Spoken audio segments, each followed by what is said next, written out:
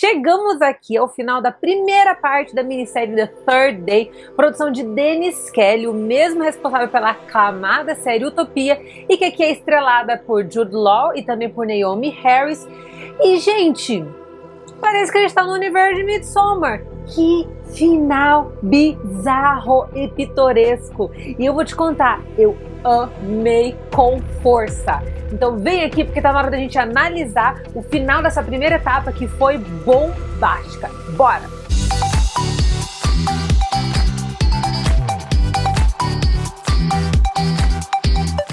Fala, meus queridos, aqui é a Rafa Gomes. Jude Law, primeiro de tudo, está de parabéns. Que atuação esplendorosa.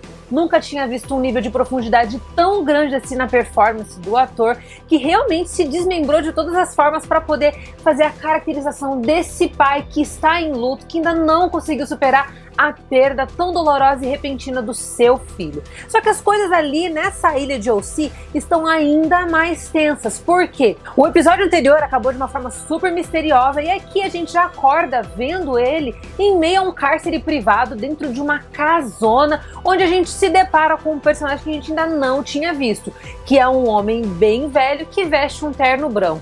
A gente vai saber logo depois que esse cara se chama Pai, e que ele é o pai da comunidade de OC, que vive ali na base de uma seita religiosa bizarríssima, onde eles cultuam o deus Esus.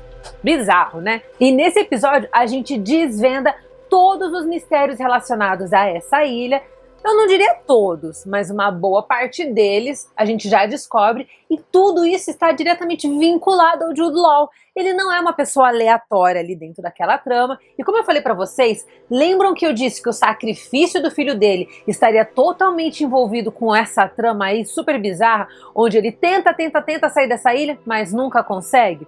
Aqui a gente teve a resposta relacionada a isso e descobrimos que aquele garotinho que vivia ali perambulando e que o Jude Law estava sempre seguindo era genuinamente o seu filho. E ele, obviamente, está vivo. Antes dele descobrir que o filho dele estava vivo, a gente descobre que, na verdade, ele está totalmente vinculado às raízes daquele povo. O avô dele, na verdade, esteve ali naquela ilha de OC não por conta de uma base militar durante a guerra. Na verdade, ele nasceu ali, ele pertence àquela comunidade, mas quis se livrar de todos esses rituais e tradições super bizarras e criar a sua família longe dessa atmosfera que é super macabra. Isso significa o quê?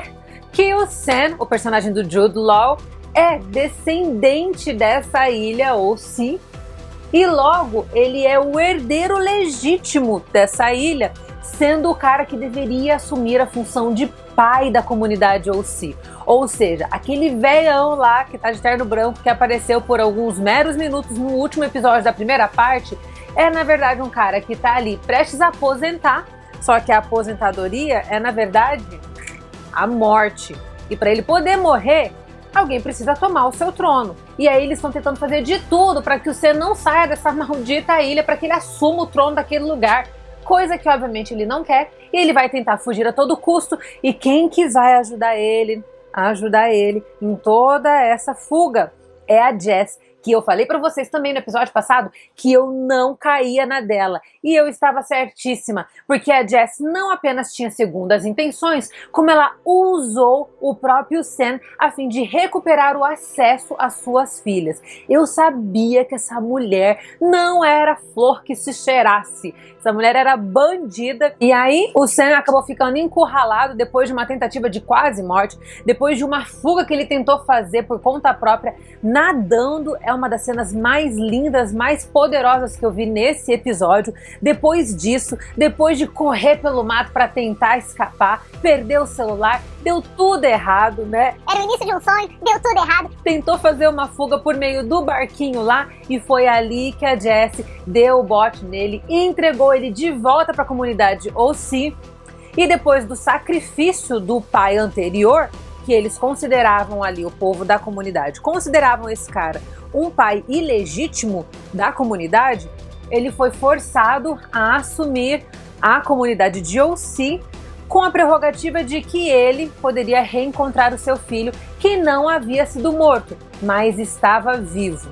Moral da história, essa galera maluca, doida de pedra, a la Midsommar, usou o Nathan, filho do Sam, como bode expiatório para fazer com que ele ficasse na ilha e assumisse o comando daquele lugar. Porque na perspectiva maluca desse povo aí que tá assim, ó, vinculado com Satanás, na cabeça deles, ou se é o coração do mundo. Uma viagem pior do que a outra, né, gente? Em resumo, esse foi o nosso último episódio, mas o que eu preciso dizer para vocês aqui do fundo do meu coração, até falhou a voz aqui depois dessa, é que esse episódio não apenas foi o melhor de todos até agora, como também foi um dos episódios mais bem dirigidos de toda a minissérie.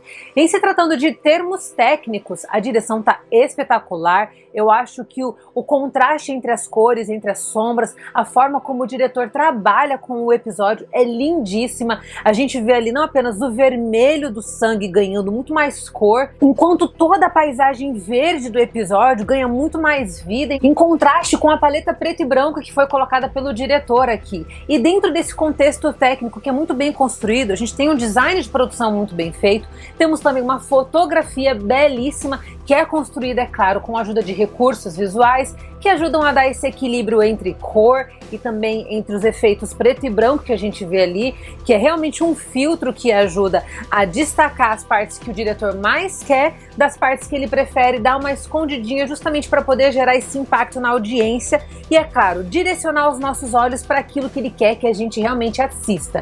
E dentro disso tudo a gente tem o Jude Law aqui acendendo como a Fênix numa atuação que, assim, me deixou chocada até agora. Eu tô tão entusiasmada assim, porque o nível de profundidade no olhar dele, na linguagem corporal, nos diálogos, é tudo muito profundo, é tudo muito bem construído. Ele se entregou de corpo e alma. Tem algumas cenas aqui que são muito difíceis, principalmente as cenas em que ele está acorrentado ou amarrado, que a gente vê que foram desafios físicos para ele mesmo. E eu adorei o fato do Jude Law realmente se entregar para esse personagem, entregando uma caracterização que fosse realmente voraz e realmente hipnotizante.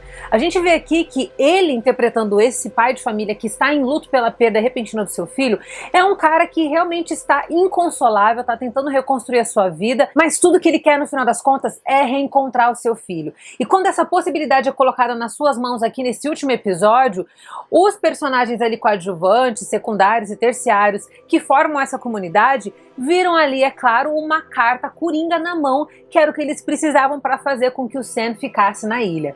E a cena final do Jude Law, quando ele tá com toda essa confusão mental entre querer fugir de lá e voltar para sua família, mas ao mesmo tempo reencontrar o filho perdido que ele ainda não tinha superado, a gente vê esse contraste nas reações dele, nas expressões faciais, no olhar dele, que é um olhar que ao mesmo tempo é vazio, é um olhar de dor, é um olhar muito ferido, ao mesmo tempo que é um olhar de alguém que está muito confuso. É como se uma série de coisas estivessem passando na mente dele.